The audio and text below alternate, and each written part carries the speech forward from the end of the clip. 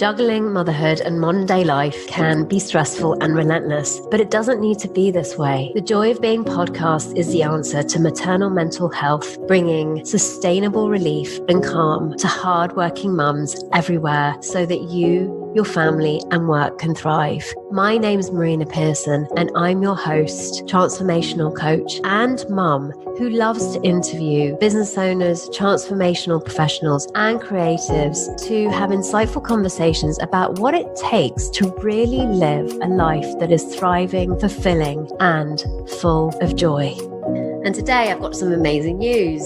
You can now order your very own version of the Joy of Being book, supporting hardworking mums to stress less and live more. If you're the type of mum who is struggling with the burdens of motherhood or modern day life, then this will be a perfect book for you. If you're curious, you want to know more and you want to see what's up with that book, you can do so at www.marinapearson.com/book. And on today's show, I have the beautiful Jen Lucas. Now, Jen is a sleeping expert, or should I say an expert on insomnia. Now, for those of you that are listening that have babies and or who can't sleep very well because you have a very active mind, this is going to be an incredible episode because we explored all of the experience around not sleeping and what stops us from sleeping, what actually has us sleep, and even how insomnia is actually made up. Jen shared her really open and loving story of her own experience of insomnia,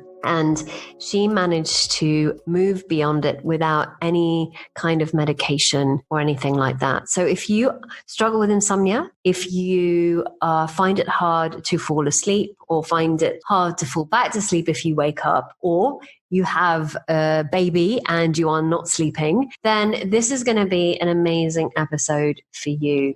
Enjoy. So welcome everybody. And on today's show, I have beautiful Jen Lucas, who's going to be talking to us about sleep or the lack thereof. I came across Jen actually through Nicola, who'd also been on this podcast. And I got curious about, like a lot of the mums that I've worked with, a lot of mums that I speak to, biggest issue, it seems to me, is exhaustion and tiredness, especially obviously in the earlier years of their kids, but even later on after that. So I took a look at Jen's website and I just really loved her story, and I'm a bit obsessed about sleep too. So I know that I'm going to probably get some insights about that here tonight. And I just thought it'd be a really great topic for us to talk about. So Jen, I'm wonderful to have you here. I'd love you to introduce yourself and tell us a little bit about what you're up to and how all of this came about. Great. Yeah, I'd be happy to do that. So let's see, about 7 years ago, I was at this place in my life where it seemed like I had everything lined up in a way that, ought to make me happy. That's kind of where I was. I was like, okay, I've got this and I've got that and everything's fine and this and that. And I was just a little like, I think life is supposed to be more magnificent than I'm experiencing it. Like I'm kind of missing something. And as a result, I hired a coach. Her name's Jean Catherine. And I ended up working with her for a year. And she introduced me to the 3 principles, which she had really just started exploring herself. Mm-hmm. And I had a lot of changes in my life as a result. I met the man that I'm currently married to. Actually, I already knew him, but our relationship shifted. We fell in love and got married. I quit a job that was financially stable and a good job, but with which I was not happy. And so a lot of things changed in my life that were sort of unusual for me. And along the road there, it finally occurred to me to talk to Jean, my coach, about my insomnia, which had been going on and off for 14 years. So it's funny because I just think back to what I just said about how like everything was really good in life and why wasn't I happier? I took medication for it and it was just this thing I assumed was a thing for me, like, oh, yep, I'm Jen Lucas. Hi. I have insomnia. I take medication every day to sleep. That's the way I roll. That's kind of how it just didn't look like a big deal to me, even though at times in my life it had been a huge crippling deal. I had gotten to the point where I was just like, yeah, whatever. I've tried everything, literally everything that they say to try, and nothing works. So I'm just going to be cool here with this medication. And so eventually in my conversations with Jean, it occurred to me that if I was having all these sort of just openings in my experience to seeing things in a fresh way, that perhaps this would be an interesting thing to talk about, this whole insomnia thing. And we had been working together for 6 months and I'd never even mentioned it. And so I brought it up and we talked about insomnia, and I have no idea what the conversation was about. But, I could guess like, oh, you think you have insomnia? Remember how your experience is fresh in every moment, and that's the thing. Like every time I tell this story and I try to describe what my conversation with Jean must have been about, I am 100% sure I say something different because I'm just guessing. But what I remember about the conversation was sort of a curiosity, like, oh, yeah, that makes sense. This really relates to all the things we've been exploring. And, but I kept taking my medication until I didn't. 6 days after that conversation with Jean, I fell asleep by accident at night, and which is a hilarious thing to say. I mean, I think every night, do we fall asleep by accident? I'm not really sure. Like I just fell asleep without trying. I forgot to take my medication, and I woke up about 15 minutes later, and I actually thought, oh, should I take my medication? And I thought that was amusing, and I turned over and went back to sleep and didn't take any medication. And I slept for 8 hours, and I hadn't done that in years and years, even with the medication. I don't think I had slept 8 hours straight through. And then I did that for about 3 weeks. And I did things that were unusual for me, including fall asleep in a car on a road trip, take a nap in the middle of the day. There was something else. Anyway, it was all like everything I sort of dreamed of with sleep coming true, right? So then after about 3 weeks, when I had a day where I woke up, at 6 or 8 times in the night, just tossing and turning, having a hard time sleeping, really fitful, I pretty much freaked out because I had gone from assuming that I was this person with this insomnia to assuming that I was this person who slept really, really well, and that assumed that would go on forever. And, basically ultimately realized, either way, I'm really thinking of myself as the personal Jen Lucas, as opposed to really looking in the direction of the true self and true nature. And once I saw that that's all I had been doing with sleep, was really looking at the personal me and personalizing it and trying to solve the problem or experience the victory in that way, that really changed things for me. So what happened after that, this was over 6 years ago now, I basically assume that any experience I'm having related to sleep is just normal, whatever that even means, that it's just happens to be what's happening to me. And so I have all kinds of experiences around sleep. Some nights I sleep really well and I get a really great night of sleep. Some nights I go to bed so late that I already know when I'm going to bed that I'm going to get a shorter night's sleep than I'd really like because of when I have to get up the next day. Some nights I wake up, I must go to pee 6 times in the night sometimes. And I've just started having hot flashes. And so if I'm having a night where I'm having hot flashes, I wake up a lot more. I can still take a nap during the day. I've had experiences where I was flying from the United States over to England on a red eye. And I was like, this flight is short. I'm going to take some sleep medication so I can maximize my hours of sleep on this flight. But whereas before, while I said that I really took it in stride that I was taking sleep medication, I was also pretty ashamed a lot of the time that I was doing that. And now it's just sort of more like, well, that's just one of the things I might do. Sleep, think of it as something personal to us and look for solutions that are personal. And there's also always the capacity to be curious about who am I really, and what's my true nature? What's our true nature? And does that give me anything new or fresh? Not as a way of solving any problem, but just because the answers are never in looking in the direction of the personal self. If the answers aren't there and you need to do something, then being curious about who am I really? Who are we? What's our true nature is just a different option. These days, if I get, I don't know, I've just have lately been in the habit of, on the weekdays, staying up to like too late to be able to get like a full 8 or 9 hours of sleep, which is what I'd really love. And so some days I get bogged down in, Jen, just go to bed earlier. It'd be so much better. Where I'm really thinking of myself as this personal self.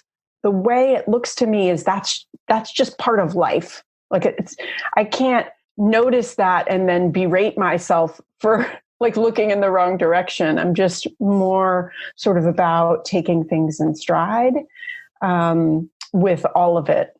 And I guess I don't know. I was going to say something about how sleep looks really simple to me for the most part. And there are some things in my life that don't look as simple and where I still struggle. And when I say that there's kind of two things I want to say about that. One is I just feel like that's the nature of being human, is that we sort of bumble along. And also, I want to say that when I say some things I struggle with, I think it's really important to note that that's just what I'm saying right now. It's not really true on a trajectory of meaning something about the future. I mean, time, what is time even?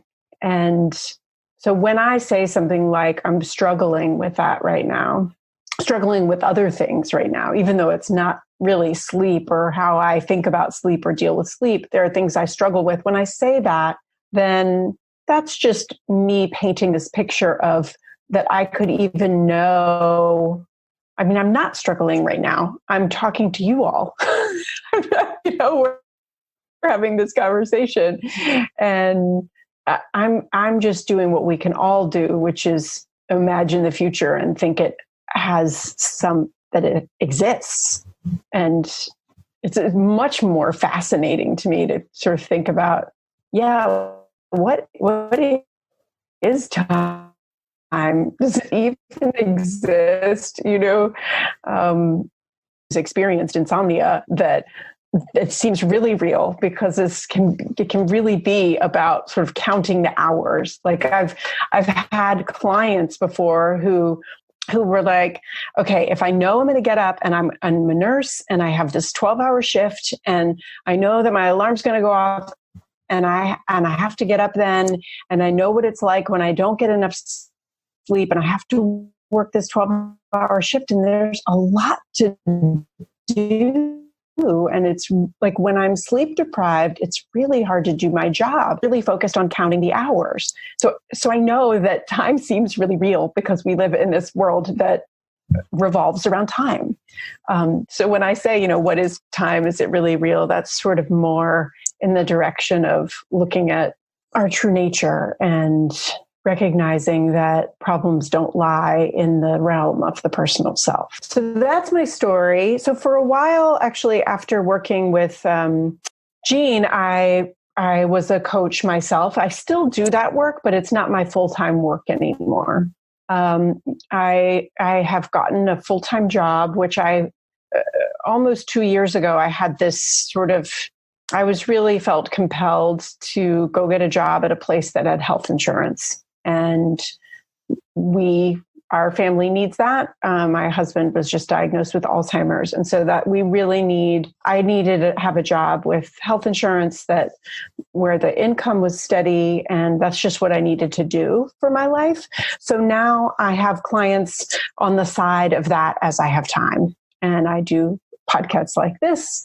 People know about my sleep story. So that's certainly the most interesting topic and sort of the one that people end up in front of me about. But we're all just talking about the same thing with every topic anyway. I know you know that, Marina.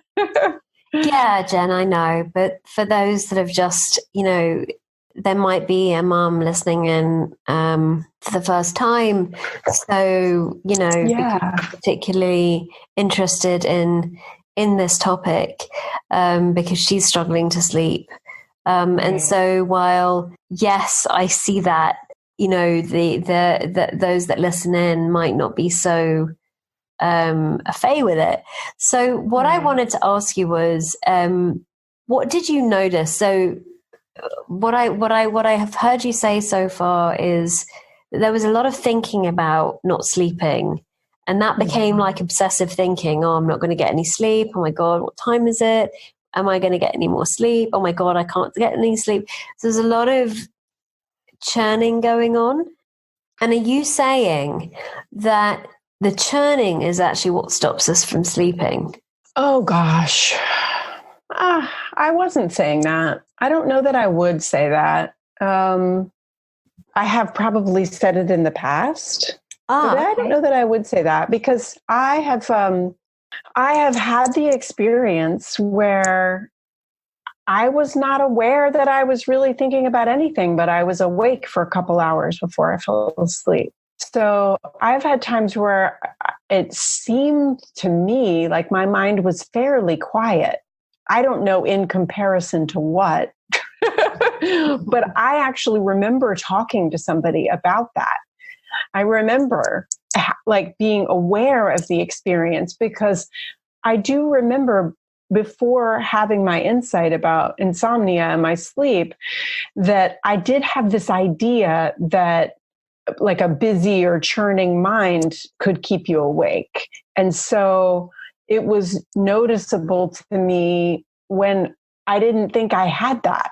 So I don't know that that's a marker or a thing, because I mean, some of the sort of solutions for that then should work all the time. So for example, one of the things that you can find on sort of a how to clean up your sleep or what to do if you're trying to sleep better is keep a pen and a pad of paper on your bedside table so that if you find yourself thinking a lot, you can just write things down and then your mind won't keep thinking about it as if it might forget. And I will tell you that I have totally used that trick a few times because it really was like I was really making this list of 3 or 4 things. And all of a sudden I realized, okay, repeating this in my head is not going to help me remember this at 9 a.m.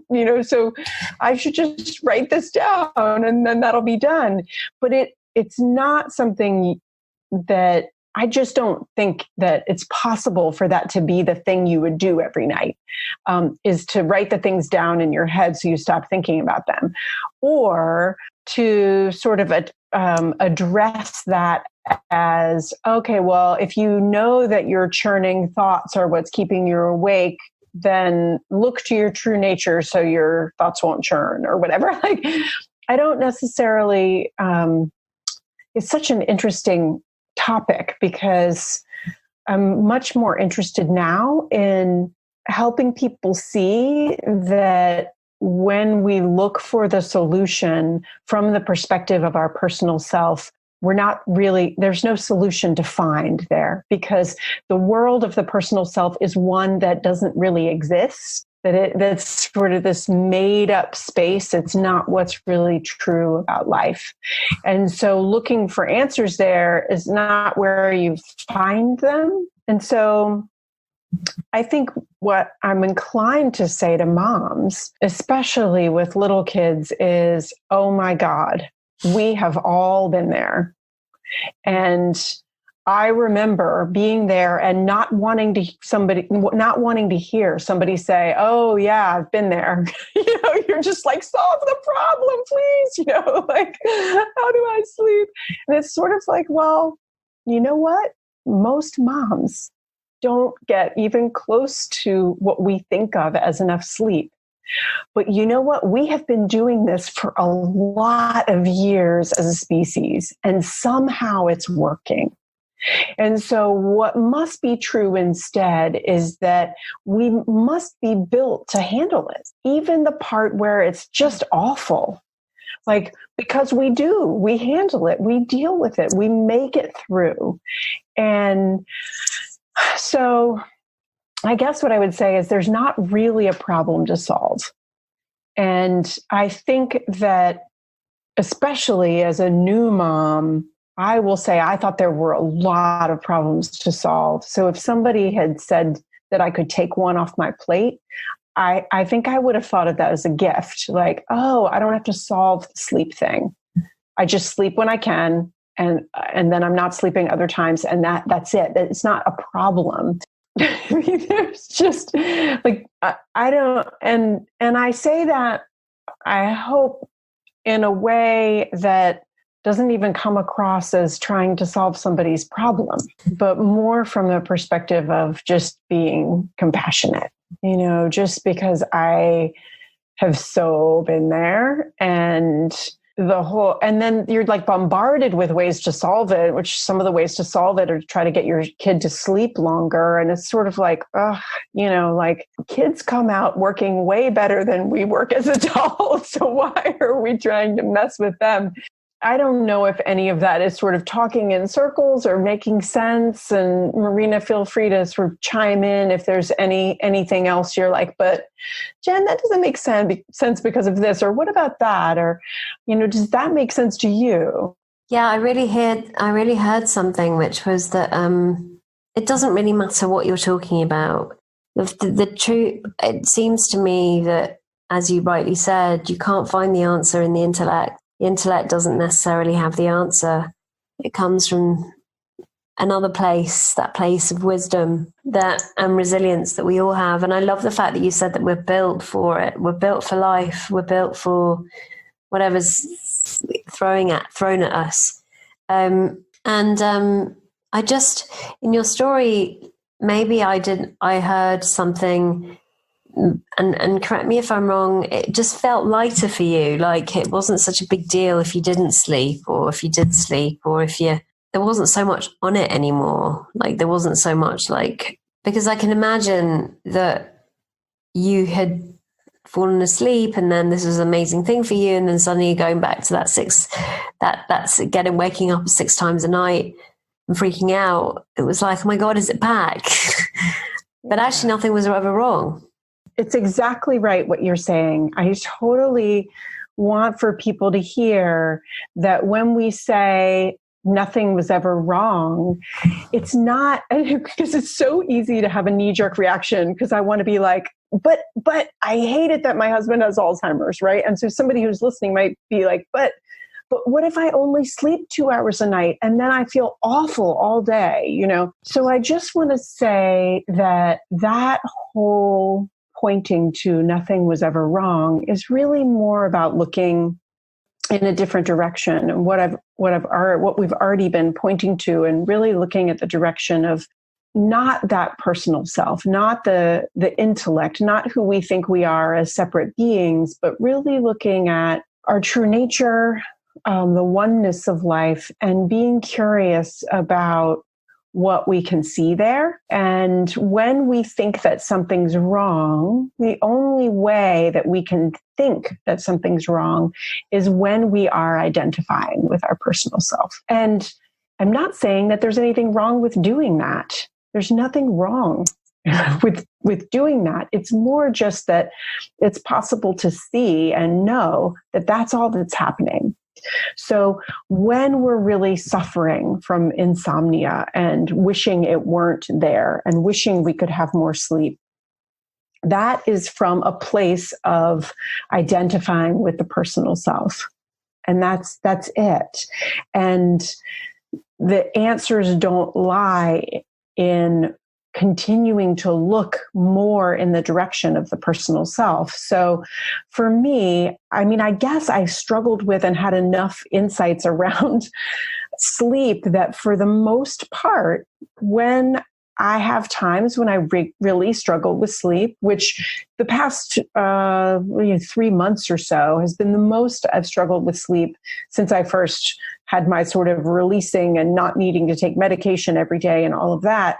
Like, I still just am not too bothered by it. Like, it's just because I'll tell you one thing I know, and I bet you all of you can identify with it. So I'm actually going to invite you to think about this. Has there been a time where you got a really small amount of sleep, or at least less than you would think you needed, and you had an amazing day? You didn't really feel tired. Whatever amazing is for you, you had some amazing day. And could you ever pair that coming on the heels of like having a bad night of sleep? And for me, before I had this insight and I was taking sleep medication, I would have told you, yeah, absolutely. And maybe it's easier to, just in case any of you are out there and you can't think of a situation, let me give you like a hypothetical future scenario. Say you have some place that you would really, really like to travel. So I'm thinking right now of New Zealand because I have some family members who just went there and I've been there and it's amazing. And so let's just say I've booked myself on a trip to New Zealand and I've got so much to do before I get ready that I'm really busy.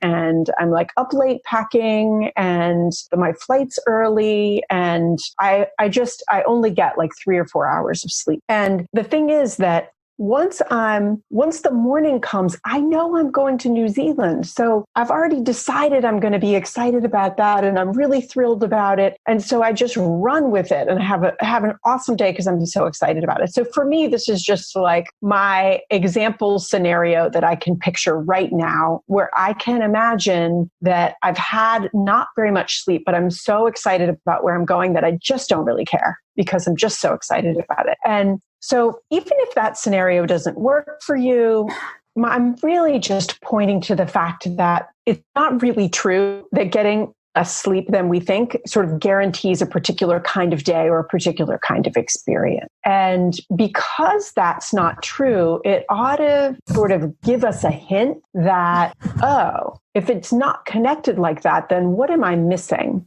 That must not be it. It must not have to do. Having like a particular way of experiencing the world must not be connected to how much sleep I get. Or at least it's not a guarantee. Like I get that there are physiological things at work, but yet there are always exceptions. So like and on the one hand, I find myself wanting to say, I wonder if that's helpful. But, I also know that when we're looking for help, then we're just showing up sort of as our personal self. And so this is really just more, I just want to keep inviting people to see that turning in the opposite direction and looking towards true nature and that question, who am I really? Who are we? The oneness of life. What is that about? What's the experience what's the thing that like underlies everything that's beyond words? The more we are sort of looking in that direction, I don't even like the start of that sentence because then that I like by the construction of that sentence, I'm having to end it with something as if it's a solution. And then that's just more sort of in the personal world, which isn't what I mean. So it's more like trying to answer questions in the personal world and trying to solve something that looks like a problem. That's one way that we do things. But then another option is just to be curious about who we are and what is behind life. And if we're not the personal self, if I am more than just this Jen Lucas personal self, if there's more to life than that, what is it? What is that? And that inquiry, I can say right now, I could say some things. This is so funny because what I want to say is, I feel calmer and I've taken a couple of sighs and all of that. But yet I don't want to get tripped up really in pointing to this as some solution. And so I tell you that because I want for people to sort of hear whatever they're hearing for themselves. Like, I can't have any idea what anybody's experience is like on the personal level. So talking about somebody being a new mom and, or actually maybe even better is somebody who's already a mom of 2 kids, has a 3rd kid. One of her older kids is special needs. There's just a lot going on. There's really a lot to do. And so sleep sounds great because sleep sounds like if I could get enough sleep, then I could deal with everything I've got to deal with. But for me, I just think the truth is we can really handle anything. If we can't handle it, then we wouldn't be here. And so I just think I kind of want to say, like, you've got this to anybody listening. You've got this and you're doing great. And you don't have to worry about sleep. It's not something extra that you have to figure out. You can stop doing the work about that. You don't have to do it. It's not something you have to solve. It's just something that overtakes you sometimes when you really need it. And it's as kind of as simple as that. I love the simplicity in it. And because what I hear is you saying that sort of like the little mind, as opposed to the big mind, the little mind, the personal self, the ego, just loves to figure things out, loves to find solutions to things, and likes to see problems where there aren't any. And I've really noticed that, like, my journey was, I've always been a really good sleeper. So, but I realized when I had Leo that I was slightly obsessed by it. That if I didn't get a good night's sleep, then I would feel really crap the next day. And so when I had Leo and didn't sleep much, I used to dread the nights, dread them. And so I had all of this kind of, I need to solve this. I need to sort this out. I can't do this anymore. But I really heard what you said, which was you can have the lack of sleep, but not be burdened by it. Yeah. Yeah. And you can be really tired. And not be burdened by it.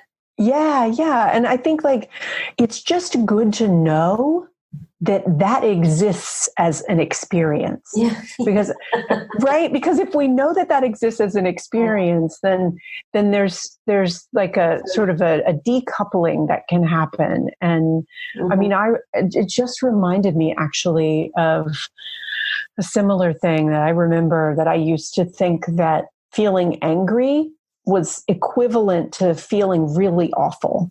And it's a similar thing. I can picture where I was when I had the experience of being very angry and it not feeling bad at all. And it was sort of mind-blowing for me and really pointed to that any experience of life can have suffering or not. And so knowing that that's an option is just sort of looking in the direction of like all the experience that's out there.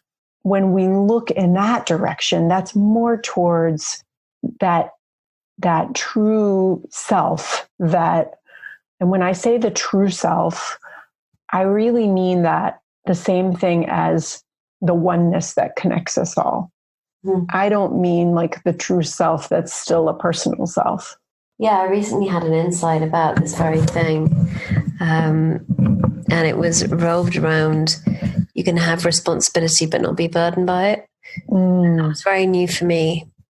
Just as it could be new for anybody that's listening in to realize that you may not be sleeping, but you don't need to be burdened by it.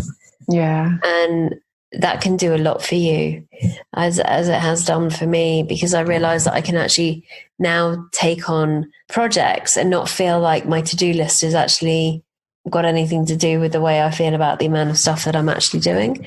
Right. Yeah.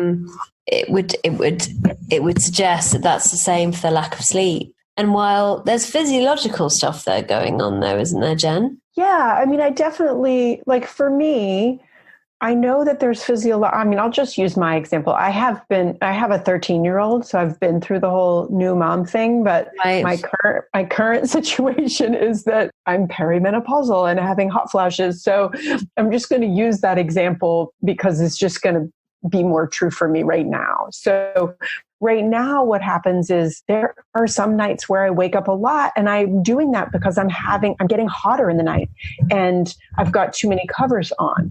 And so I come awake because I need to cool off. And so that's physiological. That's just happening. But that's totally separate than, can I still get enough sleep, or will my experience be a certain way through the night or the next day? Those are separate. And I think that's, like, just to see that something physiological happening or something circumstantial happening is not coupled with a particular experience of life. I don't want to say that's helpful to know, whatever. If it's helpful for you, fine. But just, like, that's a fact. Like, they don't go together. They can't go together. And everybody knows that by just being human. Like, we absolutely know that by our own experience. Like, so even if the examples you and I aren't using, or you and I are using, like, aren't resonating, there's still some example. Everybody's got some example where they can see that a particular thing, a particular experience of life doesn't always result in, a particular way of feeling. I'm not sure if I've just sort of botched the ease with which you said that, Marina. No, not at all. Not at all. I just think it's really helpful to know that you don't have to suffer at the mercy of when you don't sleep.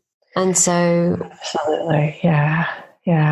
And I also want to say that I just want to tell people, anybody listening, that when you hear something like you don't have to suffer, please don't see it as your personal job to stop your suffering. Yeah, yeah. That's not what Marina means at all. No. And I'm only saying that because I really have often gotten sort of caught in that trap of, just like, okay, well, tell me what to do. Okay, well, I just need to, okay, so if I don't have to suffer, then I just have to stop suffering. And it's like, no, we don't mean that.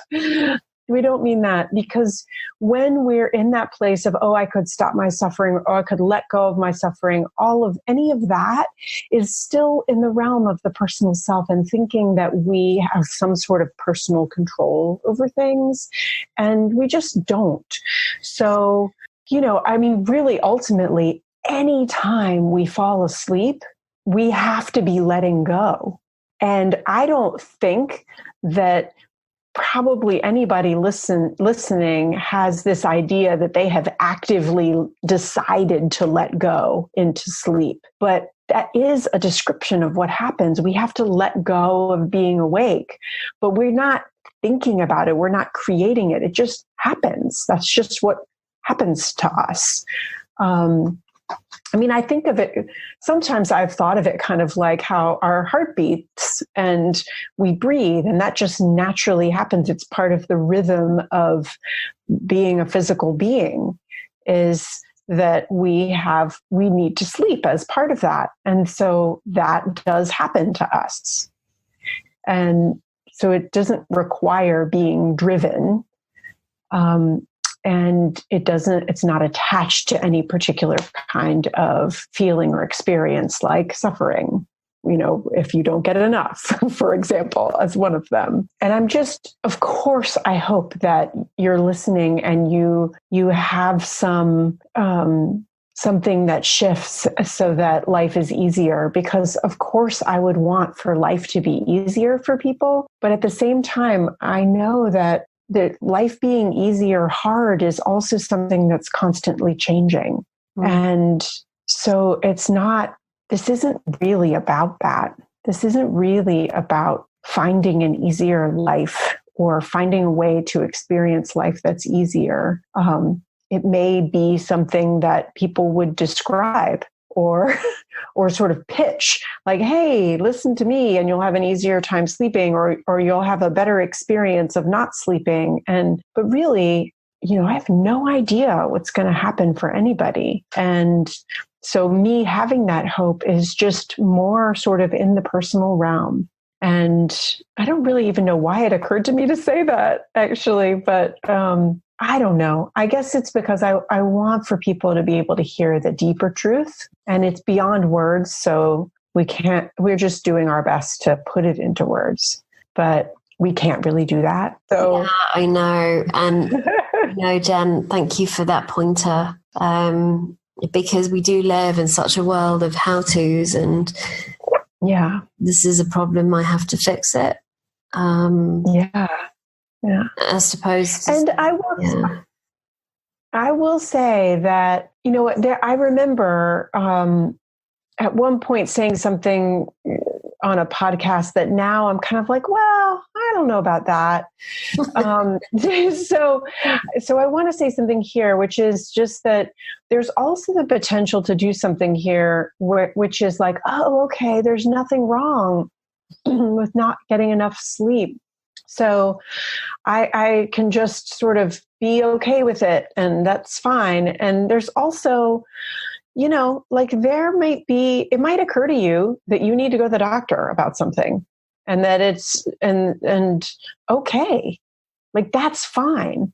Maybe there's something, quote unquote, sort of wrong. Like, I mean, please take that with a grain of salt, or just know that there's multiple meanings to that. But maybe there's something going on in your body that could be checked out, and you might get a doctor's advice and have some relief or help from it. That does still exist, even though it's in this sort of world of the personal self and this human experience that we're having. Like, it's fine to do those things. And it's okay to kind of have these rules for yourself if you have them about like not drinking caffeine after a certain time of day. And I will also say that, I've eaten lots of chocolate and had coffee at night and still gone to sleep fine. But it doesn't mean that that's going to be the thing that makes sense to you. I just put that out there, that even though I'm saying, well, look in the direction of your true nature, because there's nothing really wrong. I'm talking about that from the perspective of the true self or true nature. But we can still, and we still will, make decisions about where to live and what to do for work, and if we want to get married and getting married, and do we want to have kids, and how to be a parent, and all those kinds of things. And when I say that so funny, because on the one hand, I can say all that. And then on the other hand, I can say, well, there's not really such a thing as a decision, because we don't really have a choice. Life's just going along. So it's just, that's true. It's true. But we have these words and we interact with each other, and we're having this experience. And that's beautiful, Jen. Yeah, that's really beautiful. So if anyone wants to connect with you and they're like, what is all this like? What's she talking about? But I kind of heard something in what she was saying. If they want to reach out to you, how can they do that? Well, probably the best way to reach out to me is on my website. And my website is jenlucas.us. And Lucas is spelled Lucas. So that's the best way. I have a contact form, and people can reach me there. Wonderful. So yeah, everybody that's been listening in, I hope you had as much of an amazing time as I did, and you got something from this rather interesting way of looking at insomnia. and lack of sleep. And yeah, until the next time, bye-bye for now. And there we have it, another amazing episode of The Joy of Being. If you enjoyed this podcast, you may well enjoy the book as well. You can either download a free chapter, www.marinapearson.com/chapter, where I go into much more depth into how we can create more time and space as mums. And if that doesn't fly and you're more curious about getting the entire book, then you can do that too at www.marinapearson.com/book. Until the next time, remember, you are the joy you seek.